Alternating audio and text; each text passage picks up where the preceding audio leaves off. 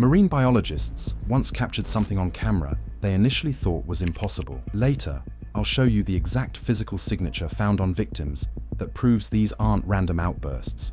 It's a calculated execution style they've even used on us. The dolphin's smile is one of the biggest lies in nature. Behind that permanent smile is one of the most violent, calculating predators in the ocean.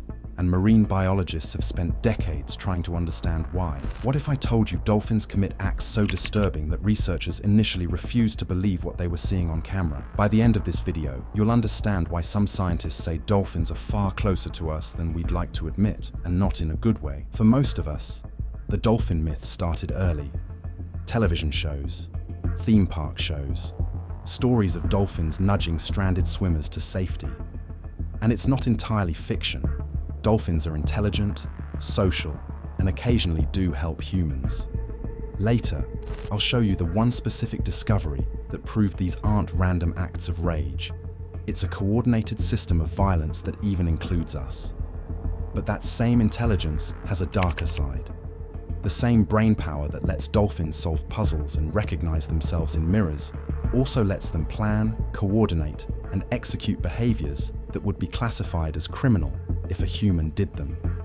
Today, we're going to walk through what really happens beneath the surface, the violence, the manipulation, and the one discovery that changed how scientists view this animal forever. Off the coast of Western Australia, in a stretch of water called Shark Bay, researchers have spent over 30 years tracking bottlenose dolphin society. What they found wasn't a peaceful pod. It was something closer to organized crime. Male dolphins form alliances, sometimes 2 or 3 males, sometimes larger groups of a dozen or more. These alliances exist for one purpose: to isolate, herd, and control a single female, often for days or weeks at a time.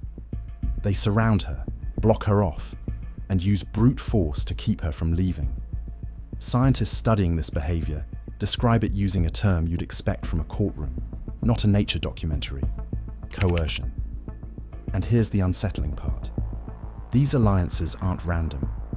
Males form long-term bonds, remember who helped them in the past, and even form alliances of alliances, second and third order coalitions that compete with rival groups for access to females. That's not animal instinct, that's politics. But this calculated control doesn't just stop with their own kind. It spills over into how they treat other animals, for no reason at all. But the alliance system wasn't the footage that shocked researchers. If you've ever seen a video of a dolphin tossing an object through the water, looking almost playful, you might assume that's harmless fun. Sometimes it is. Other times, that object is a baby porpoise, and it's not playing, it's killing it. Since the 1990s, researchers along the coasts of Scotland and the eastern United States have recovered the bodies of harbour porpoises, small, gentle relatives of dolphins, with injuries that puzzled pathologists. Internal organ damage, multiple fractured ribs, blunt force trauma consistent with repeated high-speed impacts. When necropsies were compared with footage of bottlenose dolphins interacting with live porpoises, the pattern became clear.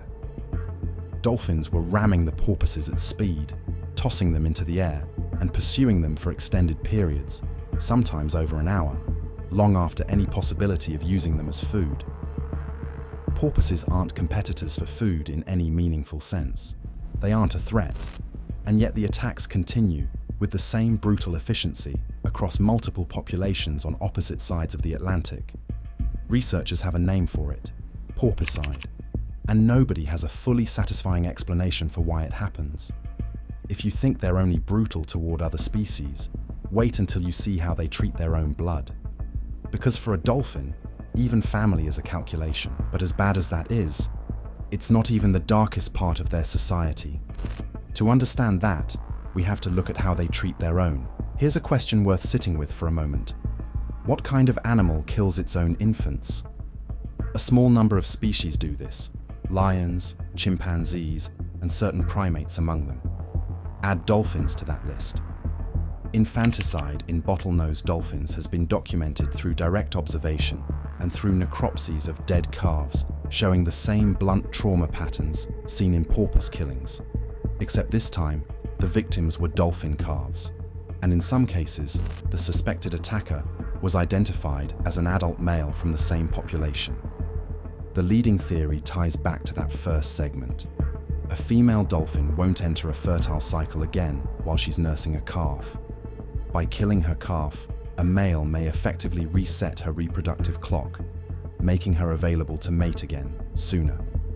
It's a cold, mathematical kind of violence, not rage, not chaos. A reproductive strategy executed at the cost of an infant's life.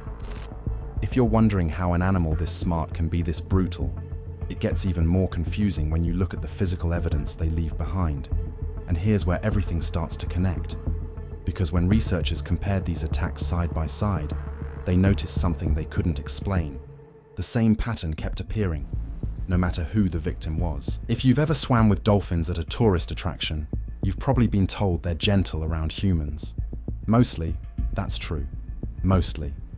When I first looked into documented dolphin attacks on people, I expected a few isolated incidents. I wasn't expecting broken ribs, punctured lungs, and swimmers being pinned underwater by animals that appeared to be playing seconds earlier. But every year, there are documented cases of wild and captive dolphins injuring people, sometimes severely. In several cases, swimmers have been rammed and pinned underwater by dolphins that, moments earlier, appeared to be playing. What makes this particularly disturbing is the unpredictability. The same individual dolphin that's been friendly with humans for years can, without obvious warning, turn aggressive, particularly males, during periods of heightened hormonal activity. Marine park staff have quietly compiled internal injury logs for decades. Most never make headlines, because the animal involved is usually the same one smiling at families in a brochure the next morning. And now, the fact that ties everything together, the one that made researchers reconsider what dolphins actually are. When scientists compared the injury patterns from porpoise killings, infant dolphin killings, and certain human injury cases side by side, they found the injury patterns weren't just similar, they were identical. The same angle of the ram, the same shattered organs, the same calculated strike to the soft tissue. In other words, dolphins appear to use one unified, learned method of lethal violence, and they apply it across species, including their own young, regardless of whether there's any survival benefit. Apex predators kill to eat. Dolphins, in these cases, were doing something else entirely. Some researchers have used an uncomfortable word to describe it. Dolphins may be one of the only non-human animals that kills, in part, because it can. So where does that leave us? Dolphins are still extraordinary. They're intelligent, social, capable of cooperation, and even something resembling friendship. But intelligence isn't the same as kindness. In dolphins, or in any species, including our own. Maybe the real lesson here isn't about dolphins at all. Maybe it's about how easily we project our own values onto animals that operate by a completely different set of rules. Rules shaped by millions of years of evolution, not by Saturday morning cartoons. The ocean doesn't owe us a friendly face, and the next time you see that famous dolphin smile, remember, it's not happiness, it's just the shape of its mouth.